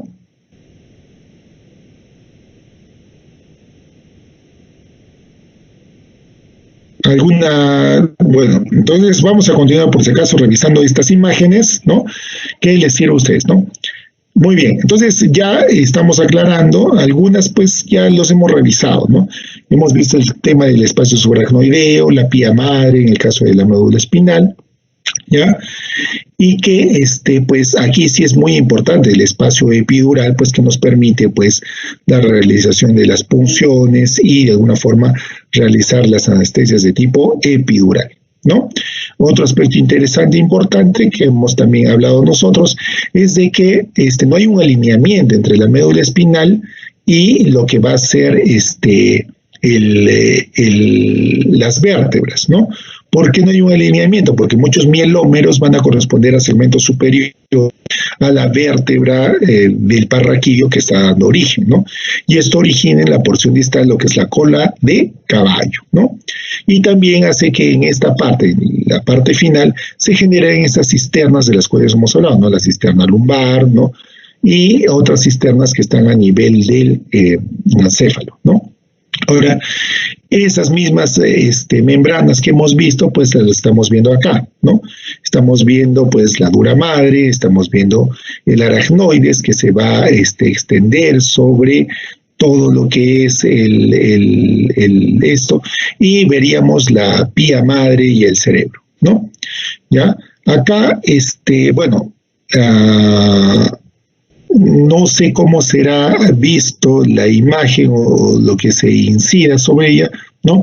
Pero acá recordemos, pues, de que estamos viendo los elementos obliterados, ¿no? La pía madre característicamente va a ingresar hacia lo que son los surcos y las circunvoluciones, ¿ya? La dura madre depende del medio de fijación que ha sido utilizado. Recordemos de que esta dura madre pues va a tenderse a adosar hacia lo que es el hueso y después pues vamos a encontrar el aracnoides, ¿no? ¿Ya?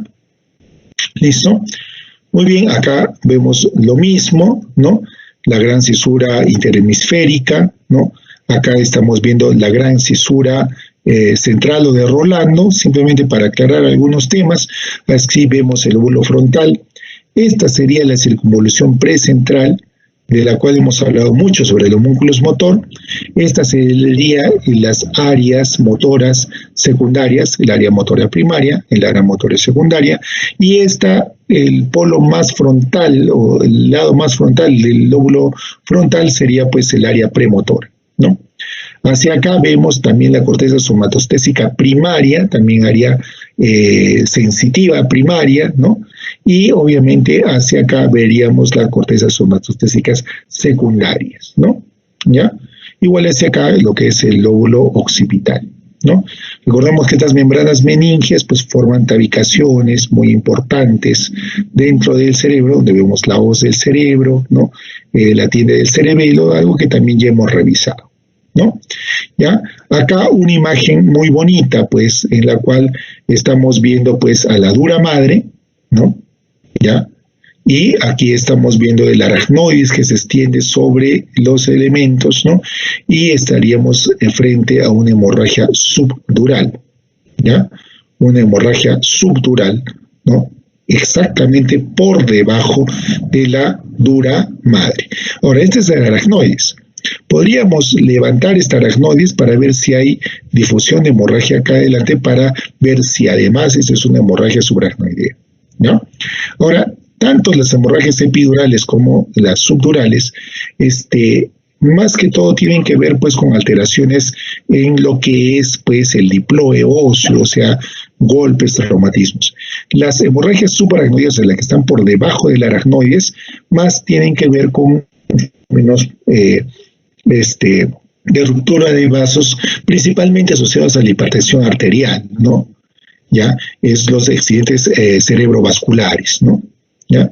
Muy bien, seguimos viendo acá las duras madre, donde vemos pues las fosas craneal anterior, la media y la posterior, la tienda del cerebelo, la hoz del cerebelo, todas esas estructuras que en este caso las estamos viendo pues ya en estructuras cadavéricas, ¿no? Igual vemos nuevamente cráneo y la dura madre, ¿no? Ahora en la dura madre vemos la impresión de la arteria meningia media, ¿ya? Lo mismo acá, cráneo, dura madre, aquí veo el aracnoides extendiéndose sobre las circunvoluciones. Sabemos que las aracnoides va a ir de lado a lado, ¿no? ¿Ya? Mientras que la pía madre sabemos que va a entrar dentro de los surcos, ¿no? Igual hacia acá vemos dura madre, aracnoides, ¿no? Nos ayudan mucho las imágenes para entender mucho de estos elementos, ¿no? ¿Ya? Ahora acá se nos muestra, se nos evidencia pues el ejemplo de una hemorragia epidural, ¿no? ¿Por qué sé que es epidural? Porque no veo que hay compromiso más un efecto de masa, de desplazamiento del sistema o el tejido nervioso, ¿no? Si yo notaría áreas de necrosis o áreas de hemorragia dentro del tejido, diría, esto es una hemorragia subdural. Pero en este caso veo que está por fuera y está comprimiendo, entonces es una hemorragia que no está involucrando pues el espacio supraracnoideo, ¿no? ¿Ya? Igual acá tenemos una imagen de una médula, ¿no? Donde podemos ver pues los mielómeros para empezar, ¿no? Esto, si nosotros nos damos cuenta, no vemos un elemento central al medio. Si hubiéramos visto un elemento central, diríamos que la arteria espinal anterior. Al contrario, veo dos surcos, entonces inmediatamente me doy cuenta que estoy viendo una proyección posterior de la médula, porque acá hay dos surcos, ¿no es cierto? ¿No? Entonces estas serían las raicillas posteriores. Acá estoy viendo el ligamento dentado, ¿no es cierto?, que sirve de medio de sujeción a la médula espinal hacia la dura madre, ¿ya? Veo las raíces dorsales y, como les comenté, pues también el concepto de lo que son los mielómeros, ¿ya? Muy bien, acá igualito estoy viendo parte de la corteza occipital, la tienda del cerebelo, ¿no? Estoy viendo la dura madre, ¿no es cierto?, del seno transverso, ¿ya? Y el tentorio, pues recuerden que acá el cerebelo estaría conformando o ubicándose a nivel de la fosa posterior, ¿ya? ¿Listo? Entonces esos también son elementos que a nosotros nos sirven, ¿no? Ahora, en cuanto a los senos meningios, ya sabemos el seno longitudinal superior, senos venosos por si acaso. Aquí estaría viendo el seno transverso, aquí ve el seno longitudinal inferior, ¿no es cierto? ¿Ya? Hacia acá estaría viendo lo que es la gran cisterna, la confluencia de los senos, ¿no? La cisterna magna, ¿no es cierto?, confluencia de los senos. Hacia aquí estoy viendo lo que es el seno transverso. Hacia acá estoy viendo lo que es el seno sigmoideo, ¿no?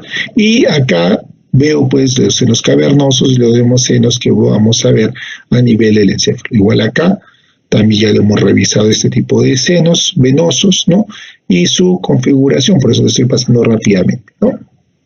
Como les vuelvo a repetir, en los tiempos que nos quedan, vuelvan a revisar. Nunca está de más esa revisión nueva de los elementos que estamos reconociendo, porque en la medida que veamos mayor cantidad de proyecciones, se nos va a hacer mucho más sencilla el reconocimiento que tengamos, ¿no? ¿Ya? Igual acá, ¿no? Estamos viendo la hoz del cerebro, ¿no? Los senos, ¿no?, sigmoideos, los senos transversos, seno recto, a nivel de lo que son las preparaciones ya de cadáveres, ¿no? Ya, igual acá tenemos la corteza frontal, la cisura de Silvio, por ahí estaría la cisura de Rolando, veo la corteza parietal, la corteza occipital, la tienda del cerebelo y el cerebelo, ¿no? Todo cubierto obviamente por la aracnoides, ¿ya? Igual hacia acá estamos viendo pues los senos, ¿no?, la dura madre, ¿no? Hacia acá, recuerden, estamos viendo pues extendida la aracnoides, ¿no? Hay que hacer la precisión en lo siguiente. Esto es un preparado, ¿no? Obviamente acá entre la dura madre y el aracnoides veo un enorme espacio subdural. Recuerden que normalmente esta aracnoides está pegada hacia la dura madre porque esta extensión pues está ocupada por el líquido cefalorraquídeo, ¿no? Acá en un preparado vemos eso, uno, porque el cerebro se ha deshidratado, entonces ha perdido volumen. Y dos, porque obviamente no hay líquido cefalorraquídeo que expanda esta aracnoides y la pegue hacia lo que es la dura madre, ¿no? Entonces esas aclaraciones también nunca están de más, ¿no? Muy bien, seguimos. Están acá los senos sagitales, ya igual otro corte donde puedo ver pues claramente la tienda del cerebelo, ¿no? Estoy viendo el mesencéfalo, ¿no? Y hacia acá pues estoy viendo el área de un corte donde veo parte de los ventrículos laterales, pues parte de los lóbulos temporales y parte del lóbulo parietal, ¿ya? Igual, acá otro corte donde veo el seno sagital superior, ¿no? Otros cortes donde veo parte de las fosas craneales posteriores, el tronco encefálico, cómo están saliendo a través de estas membranas meningias los pares craneales también son importantes, ¿no? Y ya, bueno, es bonito el ejercicio que estamos haciendo porque nos está sirviendo, como les vuelvo a repetir, para revisar los conceptos que ya hemos visto, pues, ¿no? ¿Ya? Acá, por ejemplo, un tema muy interesante y bonito, como está graficada lo que es la prensa de Erófilo, que es el lugar donde están confluyendo los senos longitudinales superiores, rectos, transversos, ¿no? Que es esta dilatación venosa, ¿ya? ¿Ya? Una imagen acá también donde vemos claramente la explicación de los senos que están a nivel de la fosa craneal media, ¿no? Ya a nivel de la fosa craneal media, recordemos que aquí estaría la hipófisis, entonces todo esto es la silla turca, ¿no? Entonces ahí se habla de un seno que va entre los senos cavernosos, que vendría a ser el seno cavernoso del lado derecho y el seno cavernoso del lado izquierdo, ¿ya? Ahora, entre ambos senos estarían los senos intracavernosos, ¿no? Los que van de lado a lado, ¿no? Entonces vemos un seno anterior intracavernoso y un seno posterior intracavernoso, ¿ya? Recordemos que habíamos visto que estos senos cavernosos se relacionan mucho con los pares craneales que van a irse sobre todo hacia la parte anterior de la cara, ¿no? Entonces van a atravesar estos senos cavernosos, ¿ya? También estos senos cavernosos van a tener comunicaciones con las vías emisarias a través de los agujeros pues redondo o oval, ¿no? Con parte de las venas que están a nivel de lo que es la base del cráneo, ¿no? También, miren, vemos cómo estos senos cavernosos tienen una continuación con la vena oftálmica superior y recordemos que estas venas oftálmica superior se comunica con la vena angular, ¿no? Y esa vena angular está recogiendo el drenaje venoso del triángulo de la muerte a nivel de la cara. Entonces, por ahí vemos como la cara puede terminar comunicándose vía venosa con los senos meningios, ¿no? Sobre todo con los senos cavernosos. Y de ahí decíamos cómo antiguamente infecciones localizadas a nivel del triángulo de la muerte de la cara podían propagarse vía venosa hasta los senos cavernosos y ocasionar pues cuadros bastante graves de meningitis. ¿Ya? ¿Listo? Ahora, ¿cómo van a desaguar estos senos cavernosos? Pues van a desaguar mediante las vías emisarias, obviamente hacia las venas de la base del cráneo, pero también es importante entender que desaguan hacia la foramen yugular, que en la base del cráneo va a dar luz a la vena yugular interna, que también es un lugar de desagüe de estos senos meningios venosos, ¿no? Muy bien. Entonces, acá estamos viendo eso, que lo explica en un cuadro, ¿no? Las venas cerebrales del cerebelo o en la superficie superolateral, ¿no? Vemos, las venas superficiales cerebrales, ¿no?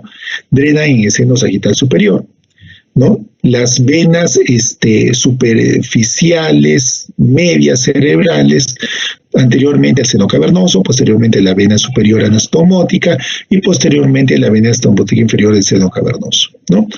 Las venas cerebrales inferiores drenan hacia el seno transverso, seno recto, seno petroso superior y seno cavernoso, ¿no? Entonces, igual estamos viendo acá un esquema donde vemos pues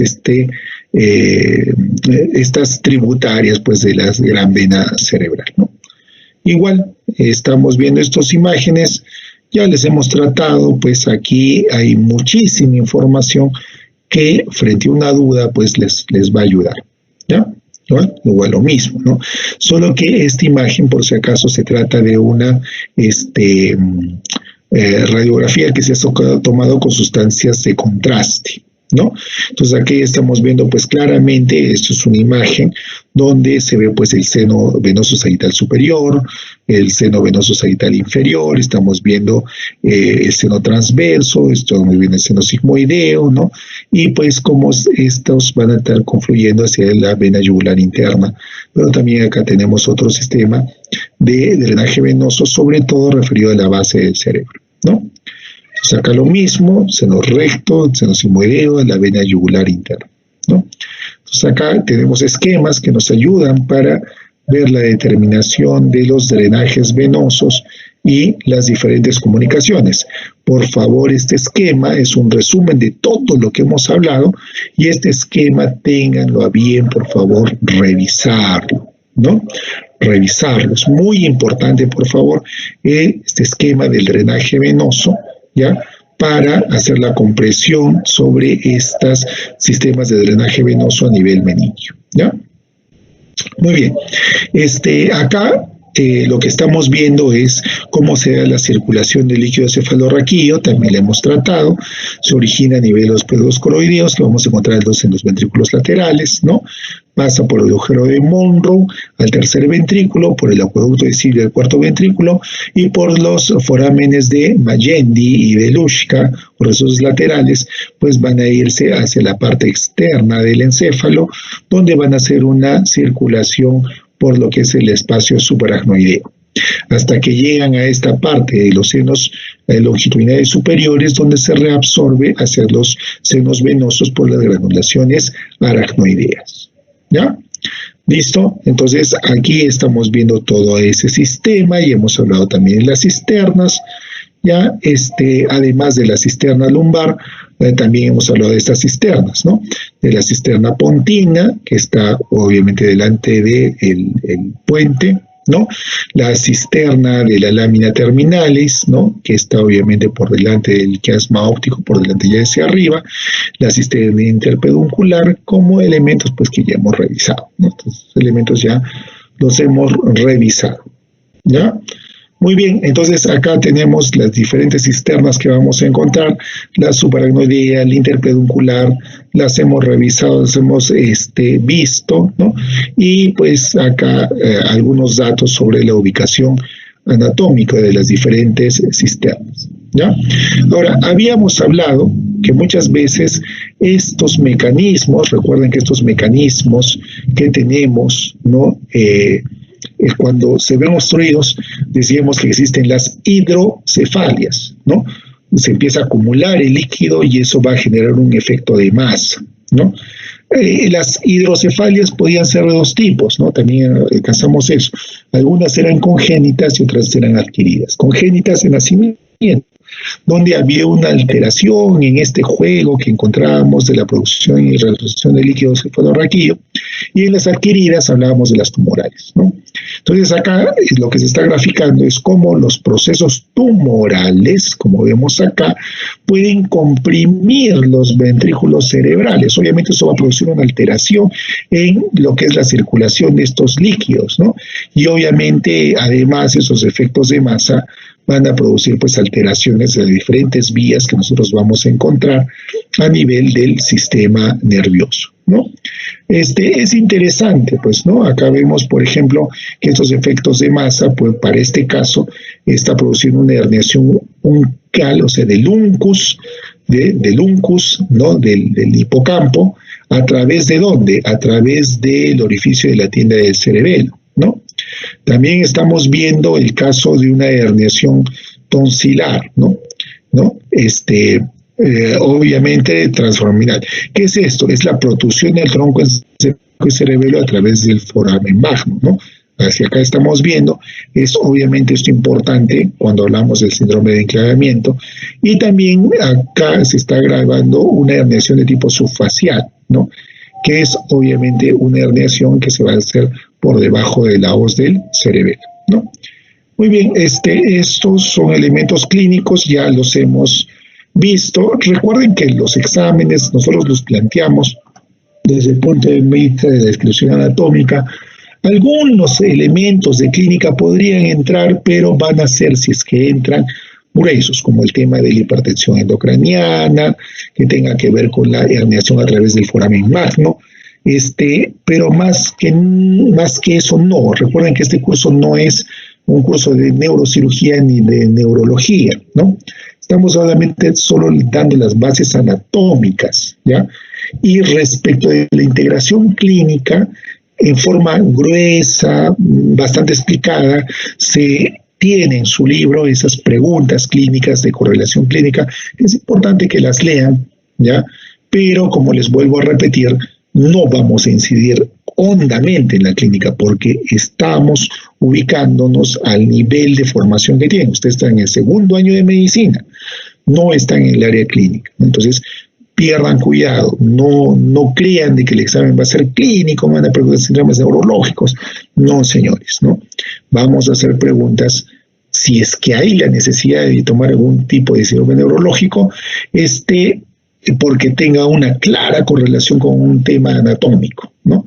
Ya, entonces, en ese sentido, no les vamos a pedir clínica, diagnóstico diferencial, pierdan cuidado, ¿ya?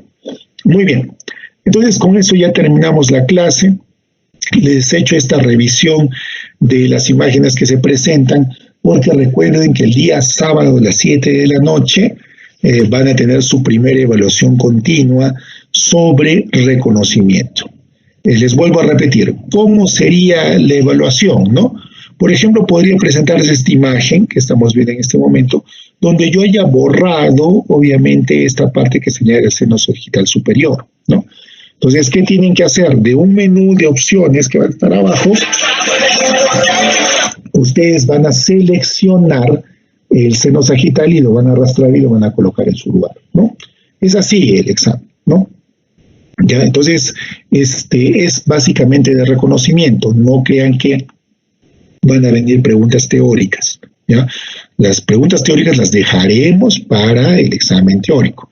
Ahora estamos hablando de un reconocimiento. Obviamente el reconocimiento es en imágenes, no es un reconocimiento pues en estructuras, pues que es lo que practicábamos cuando hacíamos los exámenes prácticos, ¿ya? Y pierdan cuidado, se explora lo que debe de saber, no se explora con la intención pues de desaprobarlos o cosas por el estilo, nunca es la intención del curso, ¿no? Entonces, por favor, hagan esa revisión de las imágenes, las que hemos visto nosotros y las que se están presentando en este glosario, pues para que les sirva a ustedes en el momento de la evaluación que vamos a tener el día sábado, ¿ya? Muy bien, entonces ahora sí me despido. Esta horita que nos queda, por favor, vuelvan a revisar sus imágenes, vayan preparándose, ¿no? Y estoy seguro que van a tener un buen rendimiento. Yo no creo que ustedes tengan un mal rendimiento en estas evaluaciones continuas. Ahora sí, me despido. Entonces, que pasen un buen día y pues un buen fin de semana, ya que no nos vemos hasta el siguiente lunes. Bueno, el viernes sí en la clase teórica. Hasta luego. Nos vemos.